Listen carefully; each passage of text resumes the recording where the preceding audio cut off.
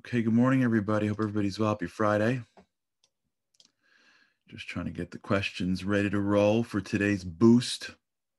Thanks, everybody, for tuning in on a Friday. So much to talk about here. What a week. What a week. Honor, respect, what we value. We're going to go with God's help a little deeper next week and really get into it as to how this applies in so many other areas of our lives. I want to highlight a few questions that we got over the past few days. I'm sorry if I missed some questions. I'll try to get back to you. Maybe personally, if I missed your question here. Question from let me start with this one. It came in from Carol. Thank you, Carol, for the beginning of your email. Very sweet of you. Would you say that modeling is the best way to influence our loved ones? As I have learned through difficulty that preaching gets us nowhere and actually further than imaginable. The process is slow, but the results will be achieved. Baruch Hashem. I would love to hear more about this from you. So this is a great question about how do we influence others when it comes to the things that we value and respect most. So I remember when I was younger, I went to this great rabbi for this exact advice. And he said to me such an incredible point, especially when the kids are little. He said that, making a blessing is a really important thing. He said, if you notice, if you make blessings before you do something in a very quick way, your kids will never make blessings. But if you slow down and make blessings out loud, just watch what happens to your children. So I listened to him and I tried it. And it was amazing. It was astounding to see when the kids especially are little, that when I slowed down and made my blessings loud and slow, all of a sudden after a few weeks, like my kids made blessings. And it drove home this point that happens, I think, all over, which is the people that are closest to us don't care. Well, they care, but they don't really respect as much as we think what we say. Speech is powerful. And the power of speech is that it binds, but really speech is really not the ideal way to communicate. The ideal way to communicate is in silence. It's in feeling. That's the soul speaking, because speech already takes spiritual energy and has to confine it into something physical. Speech is not completely physical, right? Because it's speech, but still, it is still a physical container. And so as we take our energy and put it into something that can hold it and capture it and then send it across to somebody else, it still is not fully capturing how we feel. You ever get this feeling where like you can't capture how you feel? When you tell someone you love, I love you, it's not really capturing the feelings, but it's the best we can do. So when you speak, you're really not delivering the true sense of the feeling that is what you're trying to get across. So it works for people that are not close enough to you to understand how you're feeling. And it works when you have to keep something in someone else's head, but it doesn't really compare to a feeling. The people that are close to you are moved by your feelings.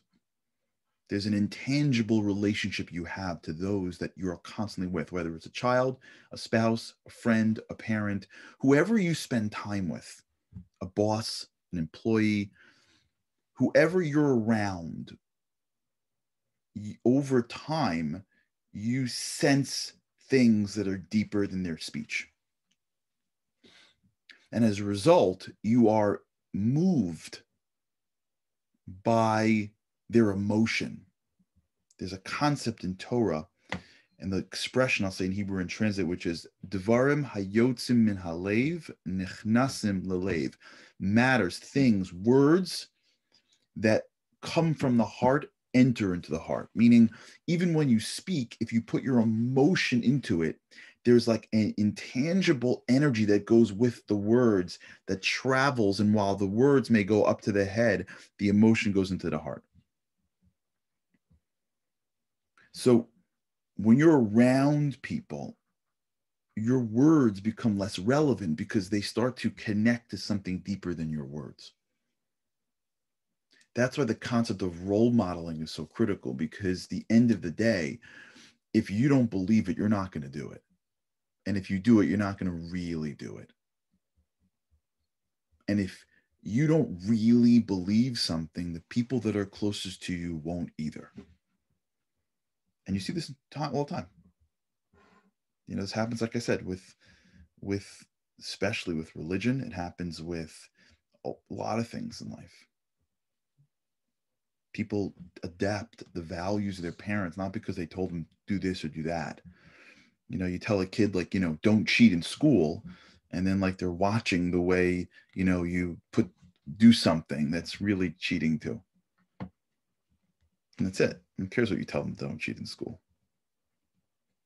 Right? You say be kind and nice and generous, and then, you know, when somebody wants to give somebody to, you know, you see someone on, you know, in shul to give $1 to, and it becomes like a whole thing. They see that.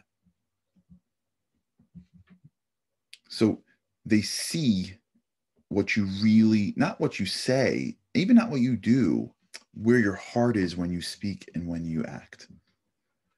And by doing that, you send the message of what you really mean. Now, it's a lot slower because it has to get in and it has to maturate into themselves. It's so easy to speak to somebody and convince them intellectually, but it never really lasts.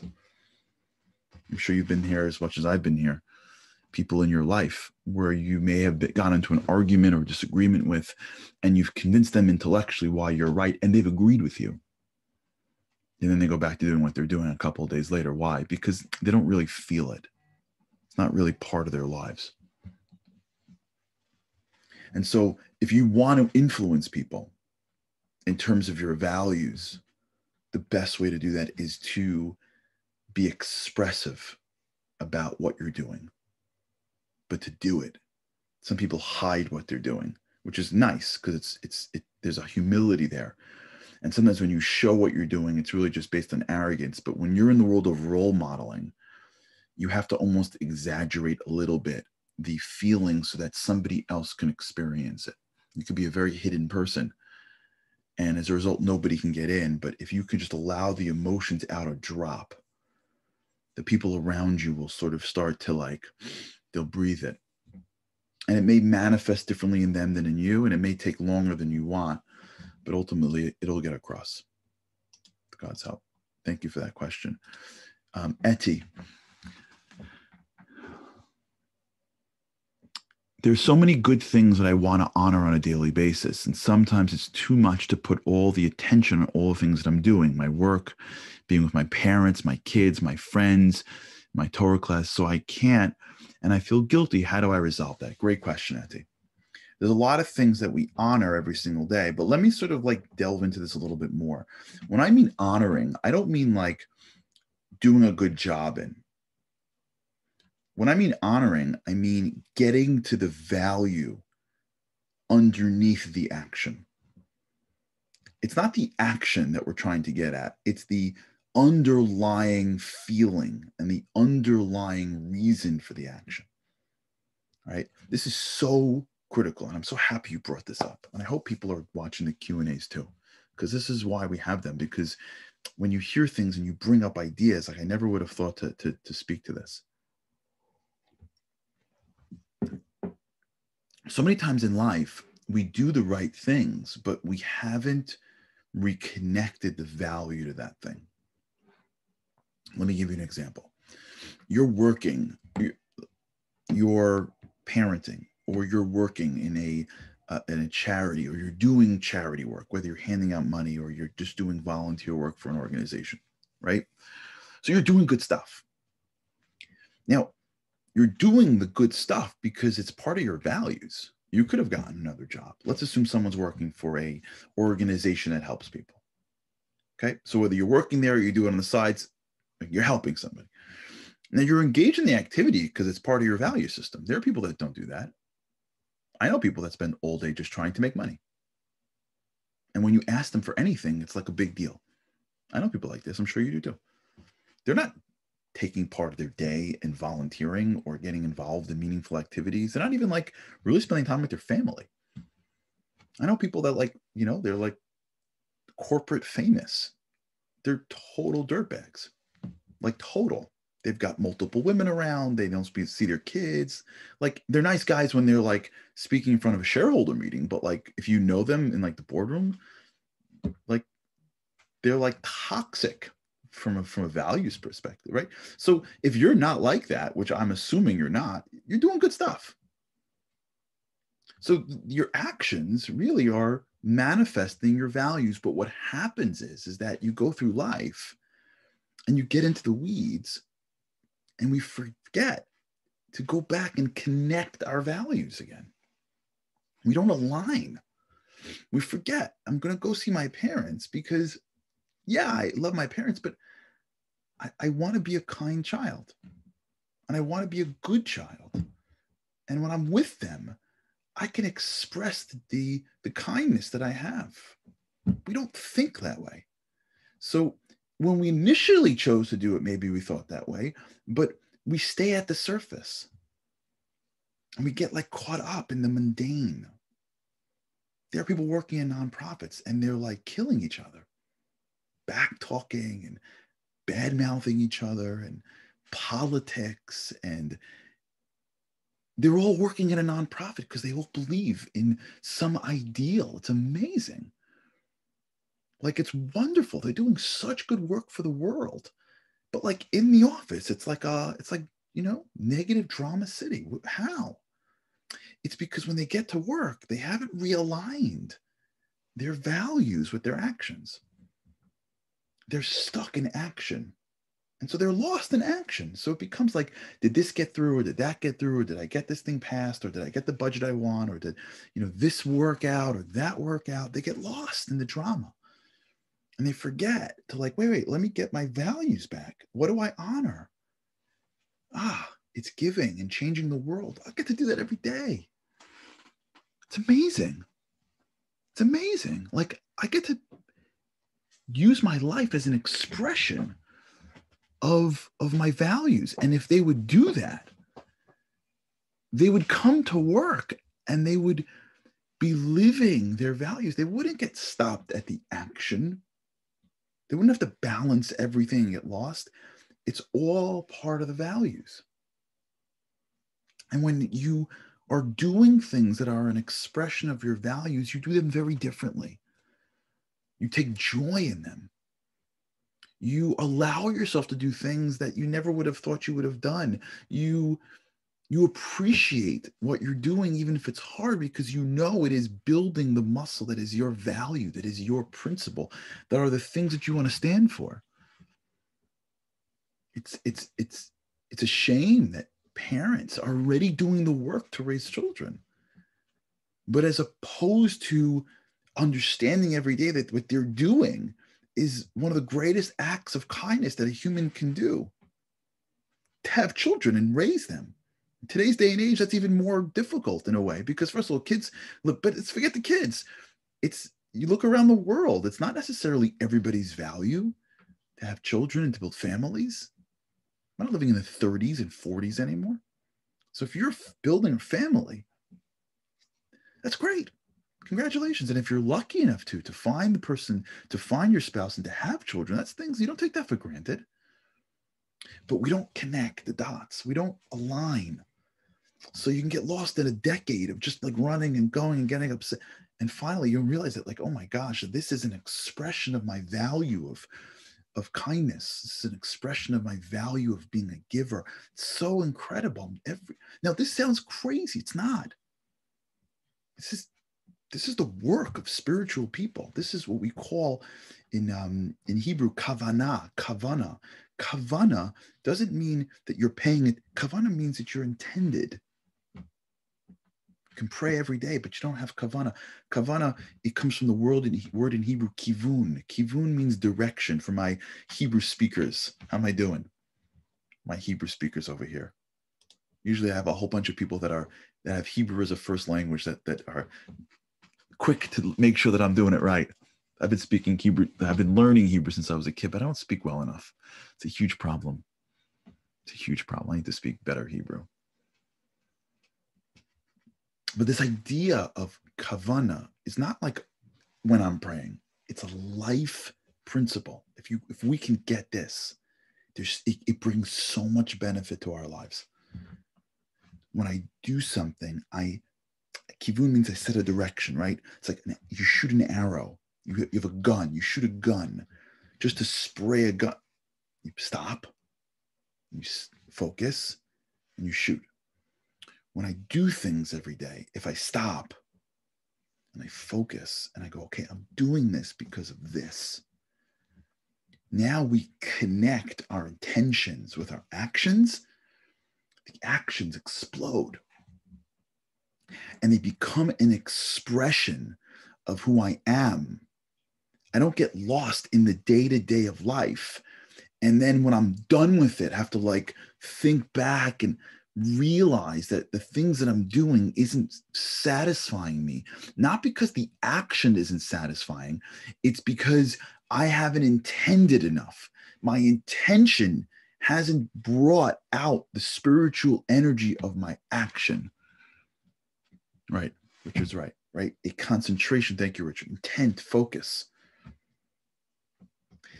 When we intend things and we align our intentions with our actions become so much more powerful because they're filled with the spiritual energy of who I am. That's why I'm on this board. That's why I'm in this organization. That's why I had a family. That's why I'm volunteering in this organization. There's a person that watches here, an incredible person. And she goes on trips all the time. She's incredible. She's going on trips. She's running around doing. It's amazing. And I can tell you myself, when I've gone on trips, sometimes I have to fight my head being like, don't get worried, don't get lost. Sometimes I would go on, we'd run these men's trips from this great organization, Momentum. Sometimes I'm on the men's trips and my whole day is like, wait, is it going to work out? Is it going to work out? Is it going to work out? Is it going to work out? Is this guy going to be here? Is it going to rain tomorrow? Do we have when you're running a trip, it's like every second you're so worried that everything works out. And I have to remind myself, I'm on a trip. I'm on a trip. This is the best. This is the greatest thing in the world. And then as soon as I remind myself of where I am and why being here is an expression of who I am, all of a sudden I can feel like a rush of like, oh, this is awesome. This is how life is supposed to be. It's supposed to be awesome, not because it's easy. For those who are on timeless lessons, this is what I'm talking about in a few minutes when I tape this week's. If you want to get timeless lessons, just let us know. You can email me, charlie@charlieharary.com. This is Abraham's life. I'll end with this. I know it's almost 9:20. For those, we're talking about Abraham in this week's Torah portion. This is his life. He had a difficult life, but it was filled with this spiritual energy. I'm doing the right thing. I'm aligned with my values. I'm aligned with the true essence of who I am. And this is what we're getting at here. Like, if you've been with me, this is what we're doing. We're going to connect with God's help these dots, right? Discipline and enthusiasm are just car levers. But when I align what I do with who I am, which is the middle, it's called Tiferet, that's when my life starts to explode. I look at what I honor. I look at what I respect, not the action, the value, the principle. And I take that and I draw it into my actions and I remind myself before I do something. We'll get this by Hanukkah. There are Hasidic leaders that would spend an hour mentally preparing for lighting a Hanukkah candle. They would watch them for an hour in deep thought and meditation. I'm like, what are they doing? Hanukkah candles are very holy things. They would align their intentions so that when they did that action, it was filled with all the spiritual energy. That's how we start to really explode. We take the actions, enthusiasm, zeal, discipline, and we start to connect it with the values, the principles, the soul. And when I start realizing that the thing that I'm doing is in the it's the pathway to express that and who I am. As I'm doing it, I'm feeling totally different about it. As I'm doing it, I am filled with this energy. This is my value. This is who I am. I'm living this. And I get this rush because everything is aligned. I go deeper than the actions. Okay, we'll talk a little bit more about this starting next week. Oh, thank you guys for a great week. I love you guys. You know that. We're part of the family. What would I do without you? What would I do without you? Have a great weekend for everybody. Thank God. I understand that people from all backgrounds and denominations that watch. Thank you for doing that. Thank you for watching and being a part of it this week. Have a great weekend, no matter where you are. Good Shabbos, Shabbat Shalom. And I thank you for the week. With God's help, I cannot wait to see you again next week. Looking forward, hopefully, to see you on Sunday with God's help. Thank you again, and have an awesome, awesome weekend. Looking forward to seeing you next week.